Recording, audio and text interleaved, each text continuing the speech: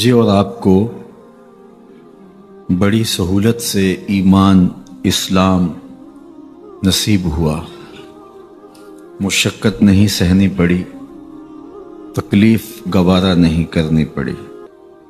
ہم نے آنکھ کھولی، مؤذن نے کان میں صدائے دل نواز دی، مبارک ہو تو حضور کا غلام بن کے آ رہا ہے۔ ہم بولنے لگے تو ہماری زبان پر اللہ جل شانہ کا مبارک نام جاری کیا گیا۔ ہم لا الہ الا اللہ محمد رسول اللہ توتلے لہجے میں پڑھنے لگے تو پورا خاندان خوش تھا، مٹھائیاں بانٹی گئیں۔ خاندان کا ایک ایک فرد بار بار سن کے خوش ہوتا اور چہرے کی بلائیں لیتا۔ ہم درس گاہ میں پہنچے، استاد کے سامنے زانوئے تلمس طے کیے۔ اس نے ہمیں دین سکھایا، قرآن مجید کی تعلیم دی، کتاب اللہ کی تلاوت کرنا سیکھے تو ہمارے ماں باپ پھولے نہیں سماتے تھے۔ قرآن مجید مکمل ہوا تو مٹھائیاں بانٹی گئیں، رسمیں آمین ہوئی، دوستوں کی دعوت ہوئی، کھانے پہ رشتہ دار بلائے گئے۔ ہم نے حفظ قرآن کی سعادت پائی تو ہمارے سر پہ عزتوں کی دستار سجی۔ ہم نے علم دین، درس نظامی اور دیگر علوم و فنون سیکھے تو ہمیں سند امتیاز سے مالا مال کیا گیا اور عزتوں کی مسند پہ بٹھایا گیا۔ ہم نماز پڑھیں تو محلے میں معزز ٹھہریں، روزہ رکھیں تو عزت پائیں، حج کرنے جائیں تو لوگ دعاؤں سے رخصت کریں، واپس آئیں تو پھولوں سے استقبال کریں۔ ہمیں دین پر عمل کرتے ہوئے کیا مشکل پیش آئی؟ ہم تو دین کی راہوں کے مسافر ہوئے تو عزتیں پائیں، ہم نے اللہ کا نام لیا تو لوگوں نے پیار دیا، ہم نے عبادات کے طریقے اختیار کیے تو معاشرے میں شریف کہلائے۔ لیکن کتنا مشکل اور کٹھن لمحہ تھا جب کوئی اسلام لاتا تو معاشرے سے کٹ جاتا، سماجی بائیکاٹ کر دیا جاتا، وہ لوگوں سے الگ ہو جاتا۔ میرے اور آپ کے آقا و مولا حضور نبی رحمت صلی اللہ علیہ وآلہ وسلم قریش کے عالی نسب خاندان سے تعلق رکھتے ہیں، صادق بھی کہلاتے ہیں، امین بھی کہلاتے ہیں، لوگوں کی امانتیں بھی حضور کے گھر میں پڑی ہیں، اپنے فیصلوں میں حضور کو حاکم بھی مانتے ہیں۔ لیکن جب اللہ کی توحید کا اعلان کیا، جب لوگوں کو راہ راست اور راہ حق کی طرف بلایا تو یہ سارے مخالف ہو جاتے ہیں، حتیٰ کہ اپنے سقے عزیز بھی کتنے دل آزار جملے بولتے ہیں، تباً لک ہنالک سائر الیوم الہٰذا جمعتنا۔ یہ رشتے میں سکا چچا بولتا ہے۔ اللہ اکبر، مشکلیں سہی، تکلیفیں سہی، سماجی مقاطعہ ہوا، سوشل بائیکاٹ ہوا۔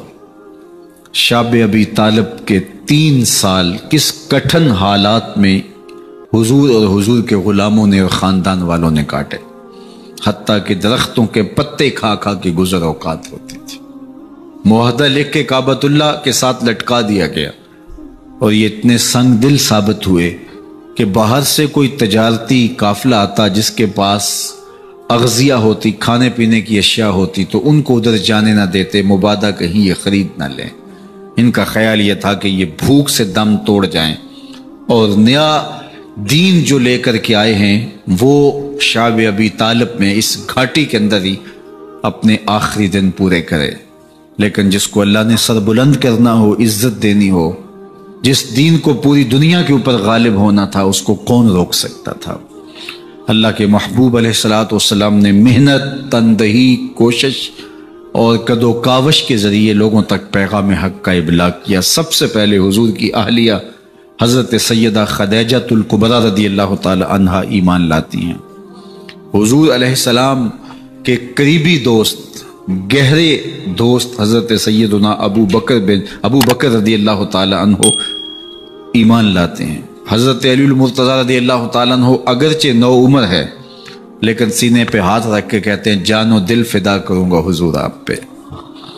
حضرت بلال حبشی اسلام لاتے ہیں، حضرت عمار ابن یاسر، حضرت سمیہ، حضرت یاسر اسلام لاتے ہیں۔ 38 لوگ ایک ایک کر کے اسلام میں داخل ہوئے۔ کفار تو چاہتے تھے کوئی دوسرا شخص ان کے ساتھ کھڑا نہ ہو، تو جب 38 لوگ حضور کے ساتھ کھڑے ہو گئے تو ان کے لیے بڑا اذیت ناک لمحہ تھا کہ یہ تحریک جس کو ہم روکنا چاہتے ہیں یہ پھیلتی چلی جا رہی ہے، لوگ اس کے ساتھ شامل ہوتے چلے جا رہے ہیں اور لوگ ان کے لیے محبتیں اور ان کے لیے پیار پیش کرتے چلے جا رہے ہیں۔ عبداللہ ابن جدعان کے گھر کے قریب سے میرے حضور گزر رہے تھے کہ ابو جہل نے دیکھ لیا اور ہاتھ میں نوکیلا پتھر پکڑا اور حضور پہ حملہ آور ہو گیا۔ آقا کریم علیہ السلام نے کوشش کی کہ الجھاؤ پیدا نہ ہو، لیکن یہ اس بات پہ تلا ہوا تھا کہ حضور کو اذیت دے۔ اس نوکیلے پتھر سے حملہ آور ہو کے حضور کو گہرے زخم دیتا ہے، حتیٰ کہ حضور کے مبارک بدن سے خون بہنے لگ جاتا ہے۔ وہاں سے حضور سین حرم میں پہنچتے ہیں اور اللہ کے حضور سر بسجود ہو جاتے ہیں۔ حضور کے چچا حمزہ بن عبد المطلب ابھی اسلام نہیں لائے تھے، وہ شکار کھیل کے واپس آ رہے ہیں، اور جب وہ شکار کھیل کے آتے تھے تو بڑا اترا کے چلتے تھے۔ انہوں نے سنا کہ 2 لونڈیاں آپس میں بات کر رہی ہیں۔ اس کو پتا ہوتا نا کہ اس کے بھتیجے کے ساتھ کیا سلوک ہوا ہے تو یہ کبھی بھی ایسی چال نہ چلتا، اس کی ٹوری کوئی اور ہوتی۔ تو رک گئے، قدم خود بخود ٹھہر گئے، رک کے پوچھا کیا ماجرا ہوا؟ کہا تمہارے بھتیجے کو ابو جہل نے مارا ہے اور اس کے نازک بدن سے خون بہتا رہا۔ وہ خاموش تھا لیکن اس نے جان بوجھ کے زیادتی کی اس پر۔ بس غصے میں بپھر گئے۔ سین حرم کے آس پاس قریش اپنی مسندیں جمائے بیٹھے ہوتے تھے ٹولیوں کی شکل میں۔ آج امیر حمزہ آئے اور ابو جہل کو تلاش کر کے اپنی کمان کو زور سے اس کے سر پہ مارا اور اس کا سر پھٹ گیا، اور ساتھ بولے تم نے ہمارے بھتیجے کو لاوارث سمجھا ہے؟ اب اس کے حواری کھڑے ہو گئے، لیکن ابو جہل بڑا کائن شخص تھا، اس نے سمجھا کہ یہ تو اب تنہا ہیں، لیکن لڑائی کی آگ روشن ہوگی تو بنو ہاشم بھی نکل آئیں گے تو یہ لڑائی لمبی ہو جائے گی، تو اس کا سبب میں ہوں، قصور میرا ہے۔ اس نے کہا بس مجھ سے غلطی ہو گئی، اس طرح اس نے بات کو ٹال دیا۔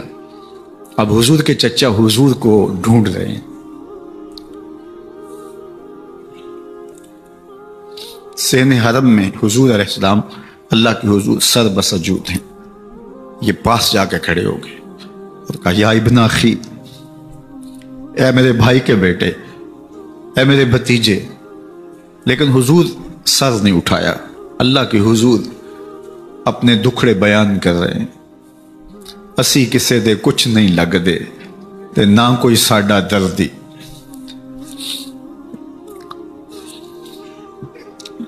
اللہ کے محبوب علیہ السلام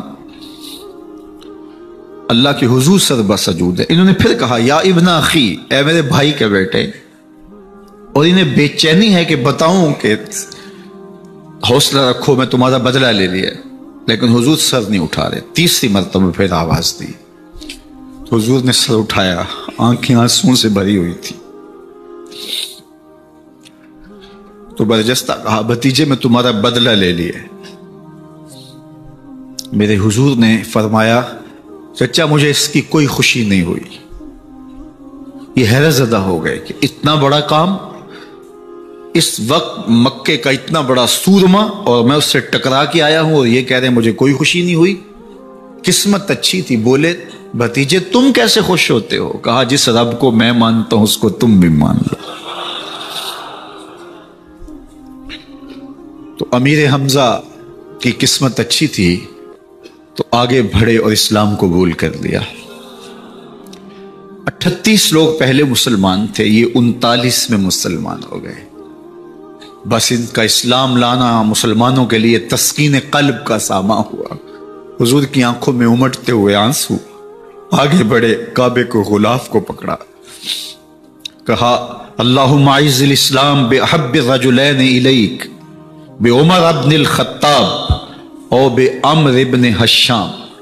اے اللہ ایک شیر دیا ہے، ایک شیر اور دے دے، اب تیری مرضی، یا عمر بن خطاب دے دے یا عمر بن حشام دے دے۔ اگرچہ اس نے میرے اوپر پتھر برسائے ہیں، مجھے زخمی کیا ہے، لیکن اگر دین کی تقویت اس سے ہو سکتی ہے تو مالک مجھے کوئی غصہ نہیں۔ چاہے عمر بن حشام، یہ ابو جہل کا نام ہے، مجھے چاہے ابو عمر بن حشام دے دے یا عمر بن خطاب دے دے، ایک شیر دے دیا، ایک شیر اور عطا کر دے۔ حضور کعبہ کے غلاف سے لپٹ کے اللہ کے حضور دعائیں مانگ رہے ہیں۔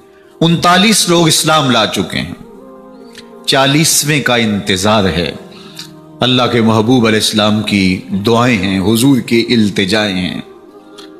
ادھر یہ خبر پورے مکے میں پھیل جاتی ہے کہ حمزہ بھی ایمان لے آئے۔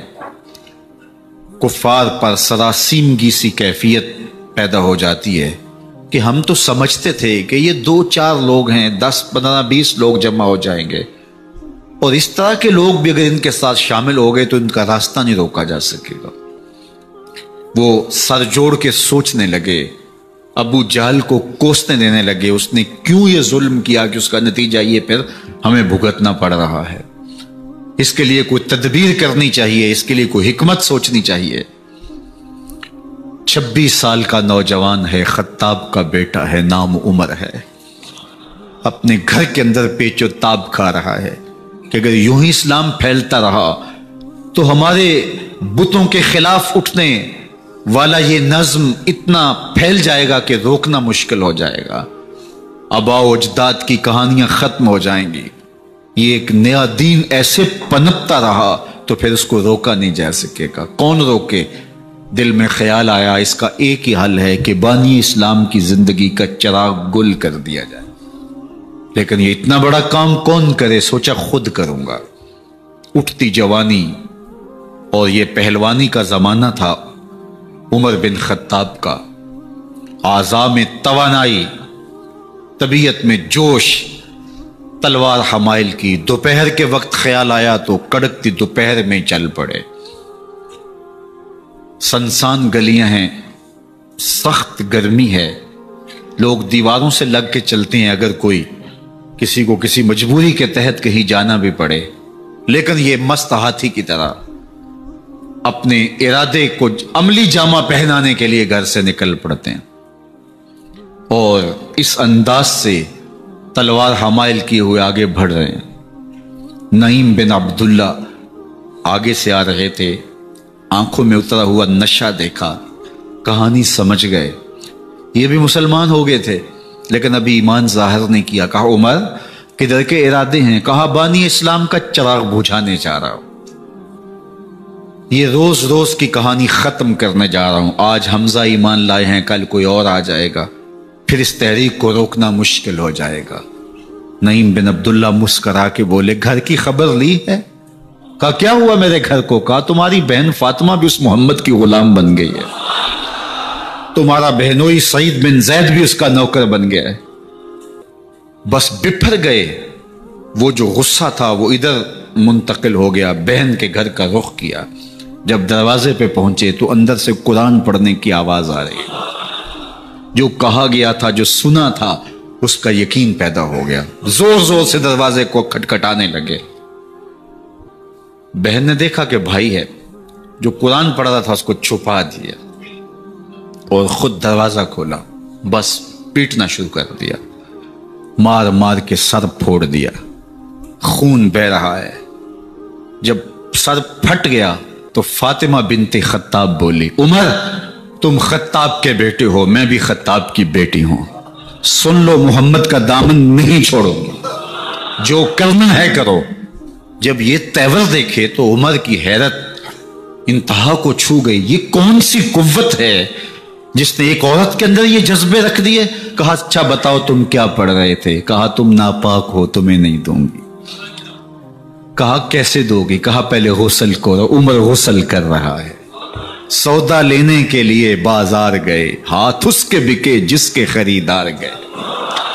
عمر غسل کر رہے ہیں، غسل کر کے باہر آئے تو بہن قرآن لے آئی، وہ کھجور کی چھالیں، وہ چمڑے کے اوپر لکھا ہوا قرآن سامنے رکھ دیا۔ عمر پڑھ رہے ہیں طٰہٰ ما انزلنا علیک القرآن لتشقیٰ، اے 14ویں کے چاند محبوب، قرآن اس لیے نازل تو نہیں کیا تھا کہ تم مشقت میں پڑ جائے۔ محبوب رحمت کے دروازے کھل رہے ہیں، کرم نوازیاں ہونے والی ہیں۔ عمر پڑھتے گئے، آنکھوں کے بندن ٹوٹ گئے، آنسو آنے لگے، ٹپ ٹپ آنسو گرنے لگے۔ عمر رو رہے ہیں، بدن کانپ رہا ہے۔ آئے کس ارادے سے تھے، اب حالت کیا ہوئی جا رہی ہے۔ اپنی بہن سے کہا، بہنوئی سے کہا، جس در کے تم غلام ہوئے ہو کبھی میں بھی اس در کا غلام نہیں ہو سکتا؟ عمر کی کہیں عمر نہ برباد ہو جائے، مجھے اس چوکھٹ پہ لے چلو۔ کہا چلو ہم اس دہلیز پہ لے چلتے ہیں۔ تلوار اسی طرح حمائل کی ہوئی ہے، حضور دار ارقم میں ہے۔ یہ اسلام کی پہلی درس گاہ ہے، حضرت ارقم کا گھر۔ مسلمانوں کی تعداد بہت تھوڑی، یہاں چھپ کر کے دین سیکھتے ہیں۔ حضور بھی وہاں تشریف فرما تھے، باقی اصحاب بھی وہاں تشریف فرما تھے، حضرت میرے حمزہ بھی وہاں تھے۔ دروازے کی درزوں سے دیکھا کہ عمر آ رہے ہیں، تلوار بھی حمائل کی ہوئی۔ صحابہ نے کہا عمر آ رہے ہیں، امیر حمزہ نے کہا کوئی پرواہ نہیں، آنے دو، اچھا ارادہ ہوا تو خوش آمدید کہیں گے، ارادہ اچھا نہ ہوا اس کی تلوار سے گردن کاٹوں گا۔ اللہ اکبر۔ جب دروازہ کھولا تو دو صحابہ نے بازوں سے پکڑ لیا، کندھوں سے۔ حضور نے فرمایا کندھے چھوڑ دو، کندھے چھوڑ دیے گئے۔ آقا کریم علیہ الصلوۃ والسلام نے ان کے گلے کے اندر جو کپڑا تھا اس کو پکڑ کے جھٹکا دیا، اسلم عمر، عمر اسلام لاؤ۔ اللہ اکبر۔ اور ساتھ حضور نے حضرت عمر کے دل پہ ہاتھ رکھے، اللہم اہد قلبہ، اللہ عمر کے دل میں ہدایت ڈال دے۔ بس یہ جملہ کہنے کی دیر تھی اور حضور کا ہاتھ پھرنے کی دیر تھی، اندر سے کفر دھلتا چلا گیا۔ اور عمر نے کہا اشہد اللہ الہ الا اللہ واشہد انک رسول اللہ۔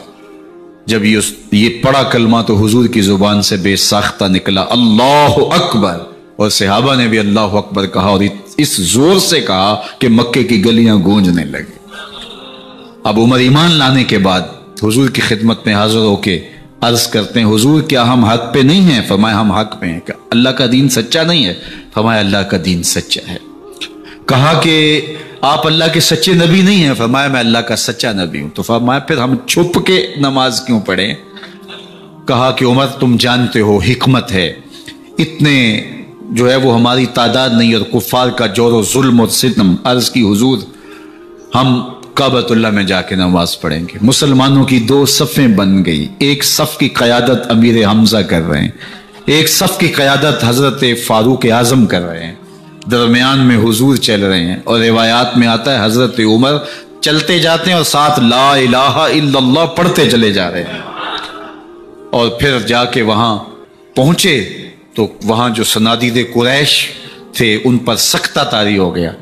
حضرت عمر رضی اللہ تعالیٰ عنہ جب ایمان لائے تو آپ نے ایک ایک کافر کے گھر کے دروازے پہ کھڑے ہو کے کہا، جب کوئی بھی شخص مسلمان ہوتا تو کفار اس کو مارتے، زود و کوب کرتے، ظلم کرتے، ستم کرتے، گھسیٹتے بازاروں میں، لیکن حضرت عمر ایمان لائے تو ایک ایک شخص کے دروازے پر کھڑے ہو کر کے کہا کہ تم کمزوروں کو مارتے تھے، میں تمہیں بتانے آیا ہوں میں محمد عربی کا نوکر بن گیا ہوں۔ بلکہ آپ نے اعلان کیا جس نے اپنی بیوی کو، بیوہ اور بچوں کو یتیم کروانا ہو اور اپنے ماں باپ کی کمر کو جھکانا ہو وہ عمر کے مقابلے میں آئے۔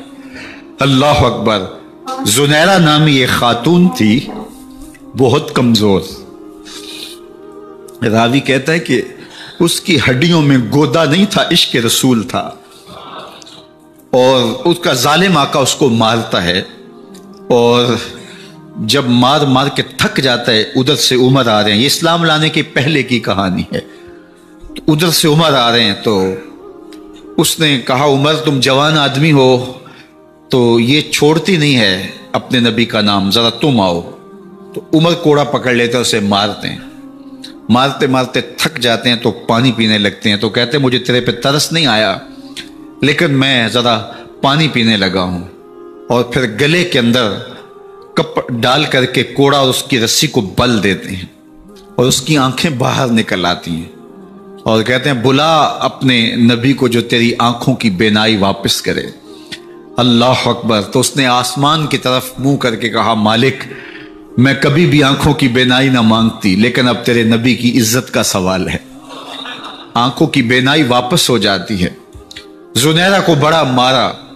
آج عمر گلیوں میں آنکھوں میں آنسو ہیں اور عجیب دلے بےتاب ہے، اور کہتا ہے آؤ بھائی میں حضور کا غلام بن گیا ہوں، تمہیں بتانے آیا ہوں. زنیرہ نے موڑ کاٹا تو آگے عمر یہ آواز دے رہے تھے. زنیرہ ایک کونے پہ کھڑے ہو کے رو کے کہتی ہے عمر تم تو بڑے اس دن جوش و غضب میں تھے اور تم مارتے ہوئے تھکتے نہیں تھے. تو عمر نے کہا زنیرہ اس دن میں نے دیکھا نہیں تھا، اب میں محمد عربی کو دیکھ آیا ہوں. جنہ ویکھیا نہیں ہو کرن گلاں، جنہ ویکھیا نہیں ہو کرن گلاں، جنہ ویکھیا ہو تے بول دے نہیں، جڑے محرم راز حقیقت دے اور راز حقیقت کھول دے نہیں. تو حضرت عمر رضی اللہ تعالیٰ عنہ ایمان لائے. حضرت عبداللہ ابن مسعود رضی اللہ تعالیٰ عنہ فرماتے ہیں کہ حضرت عمر کا ایمان لانا مسلمانوں کے لیے عزت کا سبب تھا. ان کا ہجرت کرنا مسلمانوں کی نصرت تھی اور ان کی خلافت مسلمانوں کے لیے رحمت تھی. حضرت عمر رضی اللہ تعالی عنہ وہ ہیں کہ میرے حضور نے فرمایا لوگوں جب نیک لوگوں کا ذکر کرو تو میرے عمر کا تذکرہ ضرور کیا کرو. میرا عمر وہ ہے کہ جب وہ ایک جگہ ایک سمت سے آ رہا ہو، ایک گلی اور بازار سے آ رہا ہو تو شیطان بھی آ رہا ہو، عمر کو دیکھ کے راستہ تبدیل کر لیتا ہے. حضرت عمر رضی اللہ تعالی عنہ کی طبیعت کے اندر جو جاہ و جلال تھا، طبیعت کے اندر جو سختی تھی، وہ اسلام کے اندر آ کر بھی قائم رہی. اور آپ نے وہی سختی، وہی جاہ و جلال جو پہلے مسلمانوں کے خلاف تھا، اب کفار کے خلاف، منافقین کے خلاف حضرت عمر کی طبیعت کے اندر وہ جوش و خروش بدستور موجود رہا. لیکن جس دن آپ خلیفہ بنے تو اس دن آپ نے ممبر پہ چڑھ کے جو خطبہ دیا اس میں کہا لوگوں میں سخت اس لیے تھا کہ رسول اللہ نرم تھے، پھر میں سخت اس لیے تھا کہ حضرت ابو بکر صدیق نرم تھے، اب میں تخت خلافت پہ بیٹھا ہوں، اب میری سختی جو ہے وہ نرمی میں تبدیل ہو گئی. صرف فاسقوں، فاجروں اور باغیوں کے لیے میں سخت ہوں، باقی تمہارے لیے نرم ہوں.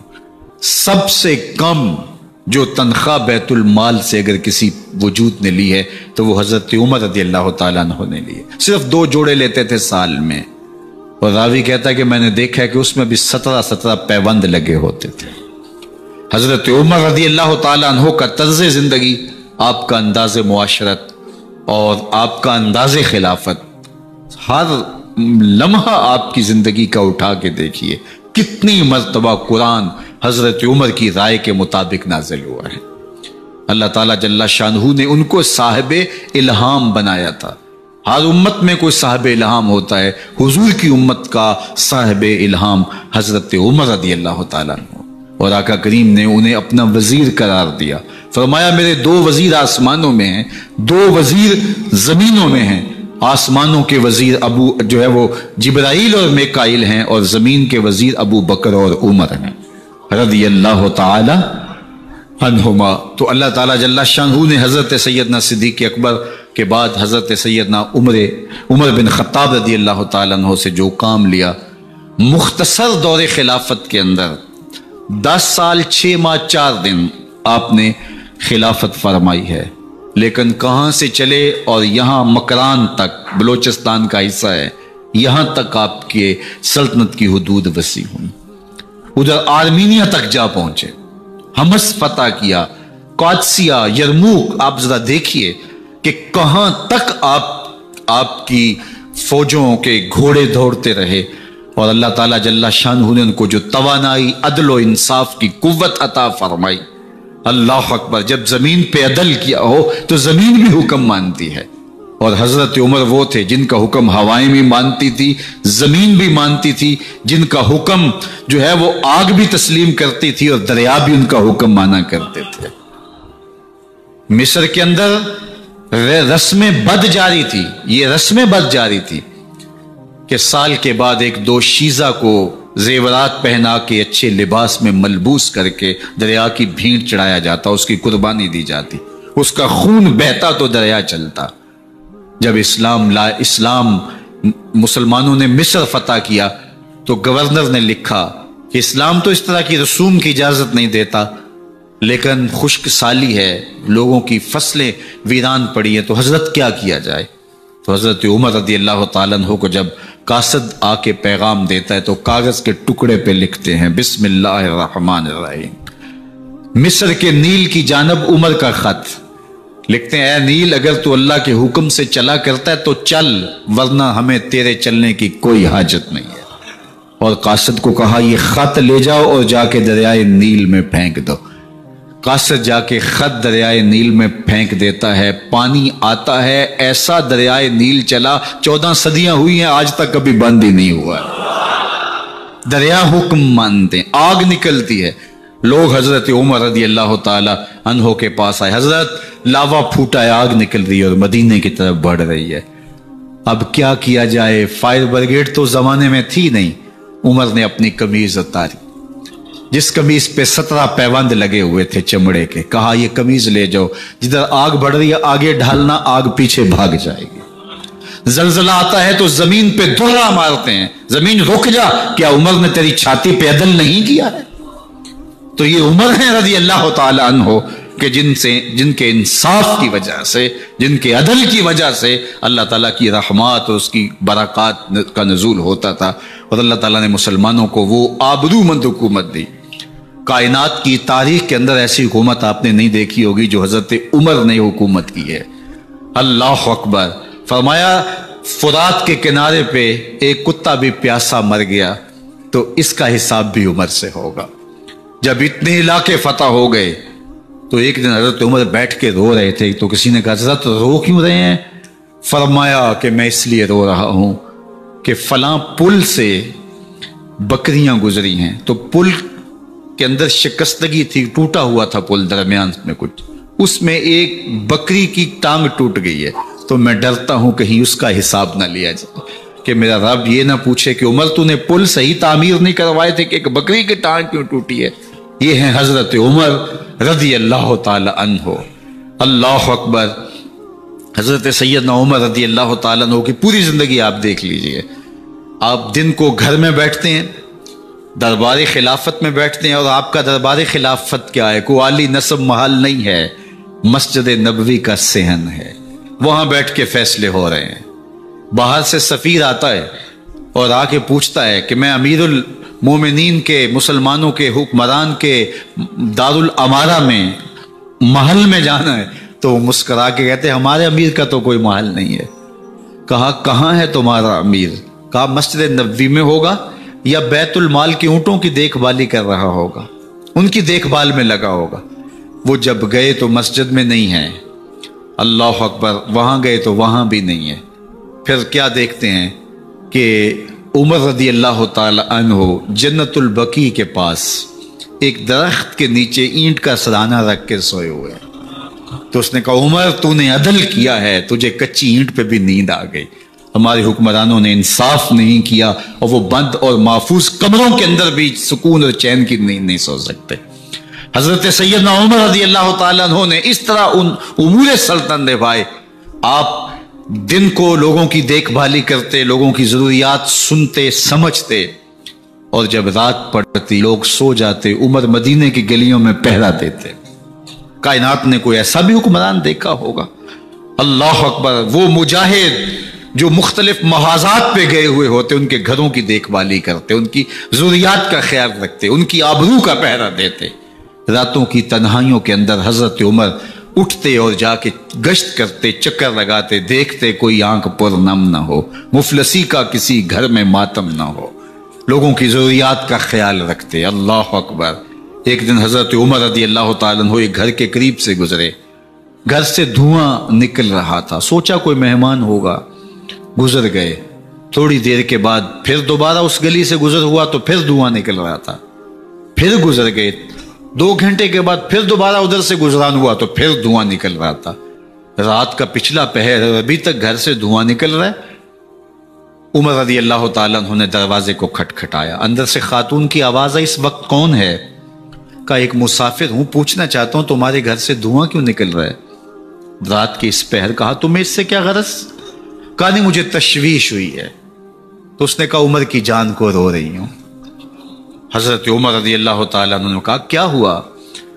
کہا کہ کھانے کے لیے گھر کچھ نہیں ہے، بچے ضد کر رہے ہیں، ہنڈیا کے اندر پتھر ڈال کر کے میں نیچے سے آگ دیے جا رہی ہوں، بچوں کہتی ہوں تھوڑی دیر ہے کہ بچے تھک کے سو جائیں گے انتظار کر کے، تو کچھ ہو تو پکے، اور بچے ہیں بھوک سے، شدت بھوک کی وجہ سے سو بھی نہیں رہے، اور میں یہاں بیٹھے عمر کی جان رو رہی ہوں۔ حضرت عمر رضی اللہ تعالیٰ عنہ واپس آئے، گھی کا کنستر اٹھایا، آٹے کی بوری لی اور ساز و سامان لیا۔ خادم تھا آپ کا اسلم بیت المال میں، اس نے حضرت یہ سب کچھ میں اٹھا لیتا ہوں۔ کہا حشر کے دن میرا بوجھ اٹھاؤ گے؟ کہا نہیں، وہ تو آپ کو اٹھانا ہوگا۔ کہا عمر کو آج خود ہی اٹھانے تو، اور اٹھا کے ان کے گھر آئے، اور گھر آ کے ان کو سب کچھ دیا، اور پھر اس کے بعد جب کھانا تیار ہوا، بلکہ روایت میں آتا ہے کہ جب آگ جلا رہی تھی تو عمر جھک کے چولہے میں پھونکے مار رہے تھے۔ اللہ اکبر! اس خاتون کو نہیں پتا کہ یہ کون ہے، یہ کوئی اجنبی مسافر ہے، میری مدد کر رہا ہے۔ پھر بچے جو ہے وہ جب کھانا کھا کے خوش ہوئے تو حضرت عمر رضی اللہ تعالیٰ عنہ نے دل میں سوچا اور کہا عمر جس طرح تو نے بچوں کو رلایا ہے آج ان بچوں کو ہنساؤ بھی۔ تو بچے بیٹھے ہیں تو عمر کبھی ادھر جاتے ہیں کبھی ادھر جاتے ہیں، جس طرح بچوں کو کھلانے کے لیے جو ہے وہ گھٹنوں کے بل اور ہاتھوں کے بل لوگ چلتے ہیں، حضرت عمر یوں چلتے ہیں اور وہ بچے مسکراتے ہیں۔ جب بچے ہنسنے لگے، کھانا کھا چکے، عمر اس خاتون سے مخاطب ہو کے کہتے ہیں بہن دیکھ عمر کی بڑی مجبوریاں ہیں، فسطاط، یرموک، کہاں کہاں آرمینیا، کہاں کہاں سرحدوں پہ محاذ پہ لوگ موجود ہیں، ان کی دیکھ بھال کرنی، امور خلافت، کیا کیا معاملے ہیں، تنہا اکیلے بیچارے کی جان ہے، وہ نہیں خیال کر سکا، چل تو اسے معاف کر دے۔ وہ بہن کہتی ہے تو اتنی ہمدردی کیوں کرتے عمر کی؟ نہیں، میں عمر کو معاف نہیں کروں، کل قیامت کے دن میں اللہ کے حضور عمر کا گریبان پکڑوں گی۔ تو دوسرے علاقے فتح کرتا تھا، میری خبر ہی نہیں تھی۔ اللہ اکبر! جب یہ بات کی تو عمر چیخیں مار کے رونے لگے اور ہاتھ جوڑ کے کہنے لگے بہن یہ تمہارے سامنے ہی تو عمر کھڑا ہے، یہ حضرت عمر تھے رضی اللہ تعالیٰ عنہ، اور اللہ کے محبوب علیہ الصلوۃ والسلام کے خلیفہ راشد، دوسرے خلیفہ، 10 سال 6 ماہ اور 4 دن آپ نے خلافت کی۔ اور تاریخ کہتی ہے اگر عمر رضی اللہ تعالیٰ عنہ کو 10 سال اور مل جاتے، یا مغربی مفکرین کہتے ہیں کہ اگر کائنات کو ایک عمر اور مل جاتا پوری دنیا پہ مسلمانوں کی حکومت ہوتی، کہیں کفر باقی نہ بچتا۔ لیکن بد باطن لولو فیروز نامی ایک مجوسی غلام نے نماز فجر پڑھتے ہوئے حضرت عمر بن خطاب رضی اللہ تعالیٰ عنہ پہ حملہ کیا، زہر میں بجھا ہوا خنجر آپ کے جسم میں سرایت کر دیا۔ آپ وہاں سے اٹھا کے گھر لائے گئے اور 4 دن تک مسلسل آپ اس اذیت اور تکلیف میں رہے۔ جب آخری وقت آیا تو اپنے بیٹے کو بلایا، کہا بیٹا میں نے ام المومنین سیدہ عائشہ رضی اللہ تعالیٰ عنہا سے پوچھا ہوا ہے کہ میرے مرنے کے بعد حضور علیہ السلام کی قربت میں مجھے جگہ دے دی جائے، ہو سکتا ہے میں امیر المومنین مسلمانوں کا خلیفہ ہوں تو اس وجہ سے انہوں نے اجازت دے دی ہو، جب میں فوت ہو جاؤں تو ظاہر خلیفہ نہیں رہوں گا، تو پھر جا کے ان کو دوبارہ کہنا کہ میرے باپ کا پیغام ہے، اگر وہ اجازت دیں تو مجھے حضور کی قربت میں دفن کر دینا، اور اگر وہ اجازت نہ دیں تو پھر جنت البقیع میں مجھے دفن کر دینا۔ جب حضرت سیدنا عمر بن خطاب رضی اللہ تعالیٰ عنہ کا انتقال ہو گیا تو آپ کے صاحبزادے ابن عمر حضرت عائشہ رضی اللہ تعالیٰ عنہا کے پاس گئے، کہا کہ میرے باپ کا سلام ہے آپ کے نام، انہوں نے آپ کو زندگی میں کہا تھا کہ حجرہ انور میں سیدنا صدیق اکبر کے ساتھ 2 گز جگہ مجھے بھی نصیب ہو جائے، تو آپ نے اجازت دے دی تھی۔ تو میرے والد گرامی نے فوت ہوتے ہوئے کہا کہ دوبارہ ام المومنین کے پاس جانا اور دوبارہ پوچھنا۔ اس وقت تو میں امیر المومنین تھا، ہو سکتا ہے وعدہ کر لیا ہو، لیکن اب اگر آپ اجازت دیں تو یہاں ہم قبر ان کے لیے کھود لیں، ورنہ ہم جنت البقیع میں دفن کر دیں۔ تو ام المومنین سیدہ عائشہ رضی اللہ تعالیٰ عنہ رو پڑی اور فرمایا یہ جگہ میں نے اپنے لیے رکھی تھی، لیکن عمر نے اسلام کے لیے خدمت اتنی کی ہے کہ میں نے خود ترجیح دی ہے، اس لیے میں اجازت دیتی ہوں کہ یہاں عمر کو دفن کیا جائے۔ اللہ اکبر! اور پھر وہاں حضرت عمر رضی اللہ تعالی عنہ کو دفن کیا گیا۔ یہ قبر میرے حضور کی ہے، ساتھ حضرت صدیق اکبر ہیں، ساتھ حضرت عمر فاروق رضی اللہ تعالی عنہ ہیں۔ جے شک ہووی تے چل مدینے، جے شک ہووی تے چل مدینے، ویکھ لے جوڑ مزاراں دا، بن یار نبی دیاں یاراں دا۔ حضور نے فرمایا ایک دن مسجد نبوی سے باہر نکل رہے تھے اور کچھ لوگ مسجد میں داخل ہو رہے تھے۔ حضور نے دائیں ہاتھ سے ابو بکر کا ہاتھ پکڑا تھا اور بائیں ہاتھ میں حضرت عمر کا ہاتھ تھا، اور جب لوگوں کو آتے ہوئے دیکھا ان کو مخاطب کرتے ہوئے کہا ہاکذا نبعث یوم القیامہ، قیامت کے دن ہم قبروں سے یوں ہی اٹھائے جائیں گے۔ میرے دائیں ہاتھ میں ابو بکر کا ہاتھ ہوگا، بائیں ہاتھ میں عمر کا ہاتھ ہوگا۔ جے شک ہووی تے چل مدینے، آ ویکھ لے جوڑ مزاراں دا، بن یار نبی دیں یاراں دا۔ تو میرے حضور نے فرمایا جب اچھے لوگوں کا ذکر کرو تو میرے عمر کا ذکر بھی ضرور کیا کرو۔ تو حضرت عمر رضی اللہ تعالی عنہ اللہ کے محبوب کے محبوب ہیں، باقی صحابی مرید ہیں، حضرت عمر میرے حضور کی مراد ہیں۔ اللہ سے مانگ کر کے لیا ہے اللہ عمر بن خطاب عطا کرتے، اور پھر اللہ نے عمر کی صورت میں اسلام کو وہ عظیم تحفہ دیا جس سے اسلام کی عزت بڑی اور شان و شوکت میں اضافہ ہوا، اور اسلام کے جھنڈے چار داغ عالم کے اندر لگ گئے۔